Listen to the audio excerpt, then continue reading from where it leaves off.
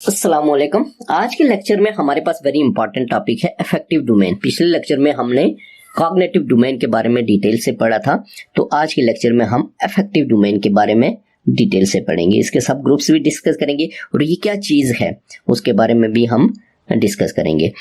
तो blooms taxonomy जो इसका बेसिक कॉन्सेप्ट है, इसके सब ग्रुप्स, वो भी मैंने एक लेक्चर दिया था। अगर उसको आप देखना चाहते हैं तो ये प्लेलिस्ट में देख सकते हैं। तो देखिए, सबसे पहले हम देखेंगे कि अफेक्टिव डोमेन का जो कॉन्सेप्ट है ये किसने पेश किया था। ठीक है, इसका बानी जो है वो कौन था? तो ये था आपके पास डेविड, ठीक है, क्रॉथवोल। ठीक है, डेविड क्रॉथवोल। ठीक है, और इसने ये कॉन्सेप्ट कब पेश किया था? 1964 में। ये ज़हन में आपके होने चाहिए।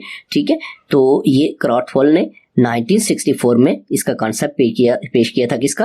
अफेक्टिव डोमेन का। ठीक है, अब नेक्स्ट हम देखेंगे कि इसका लिंक जो है वो किसके साथ है।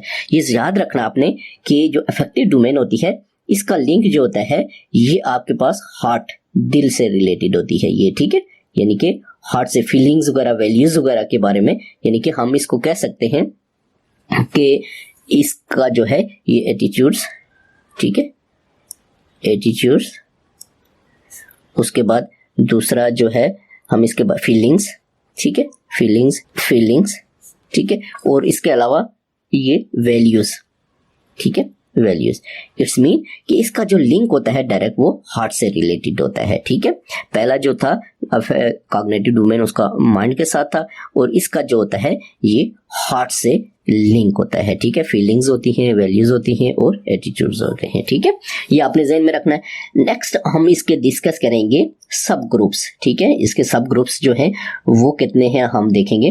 तो अफेक्टिव डोमेन जो है या सब ग्रुप्स या सब डोमेन्स, ठीक है, सब डोमेन्स जो है वो इसकी होती हैं टोटल, ये ज़हन में रखना है 5।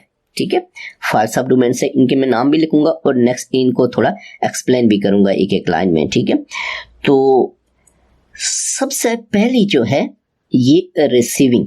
ठीक है, पहली जो है ये रिसीविंग, ये अपने ज़हन में रखना है। रिसीविंग इसकी पहली है सब डोमेन। और रिसीविंग में क्या होता है? विलिंगनेस टू रिसीव, ये विलिंगनेस होना। ठीक है, विलिंगनेस होना। ठीक है, to receive, receive, willingness to receive. ठीक है, किस चीज के बाद क्या? Receive information, receive the information. ठीक है, यानी कि विलिंगनेस होना इंफॉर्मेशन को रिसीव करने के लिए। ठीक है, उसके बाद दूसरी इसकी है रिस्पॉन्डिंग। ठीक है, रिस्पॉन्डिंग क्या चीज होती है? रिस्पॉन्डिंग का मतलब है कि विलिंग रिस्पॉन्स। ठीक है, विलिंगनेस नेस का पता है आपको, रजामंदी जिसको कहते हैं उर्दू में। ठीक है, ये आसान सा है। रिस्पॉन्डिंग का मतलब है विलिंग रिस्पॉन्स। ठीक है, विलिंग रिस्पॉन्स। ठीक है, विलिंग रिस्पॉन्स। तो या फिर आप कह सकते हैं एक्टिव पार्टिसिपेशन।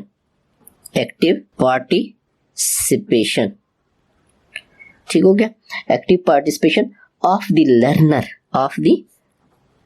लर्नर, यानी कोई भी लर्नर है, लर्नर जो होता है, जो सीख रहा होता है, उसकी एक्टिव पार्टिसिपेशन या विलिंग रिस्पॉन्स करने की जो है वो होनी चाहिए। यानी कोई भी बात है उस पर वो जल्दी रिस्पॉन्डिंग करे।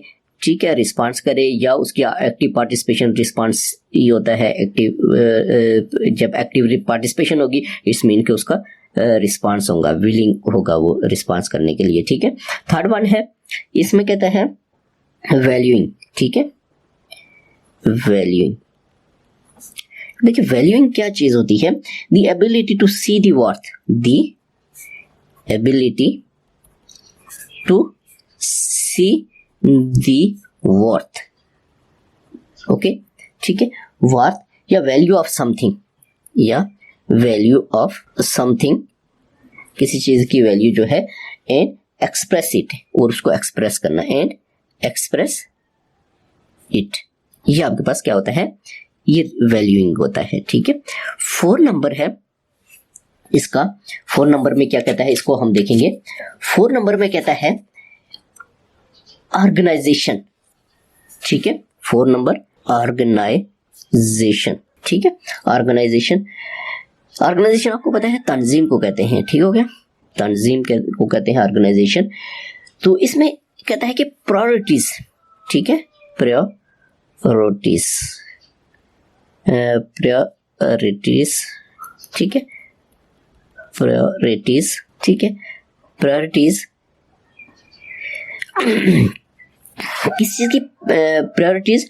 A value over another, value over another, ठीक है, value over another and create unique value system, and create unique, ठीक है, and create unique value system, value system very important.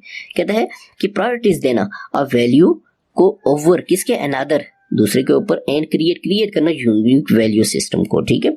उसके बाद 5 नंबर है इसका, ठीक है। इसमें करेक्टराइजेशन, ठीक हो गया। करेक्टराइजेशन क्या है कि the ability to make the value, the ability to make the value, ठीक है, the ability to make the value a part of one's, a part of one's, ठीक है, a part of one's character, ठीक है, a part of one's character, ठीक है। यानी कि एबिलिटी किसकी? To make the value, value को मेक करना, ठीक है, बनाना, a part of one's character, एक करेक्टर के ऊपर, ठीक है।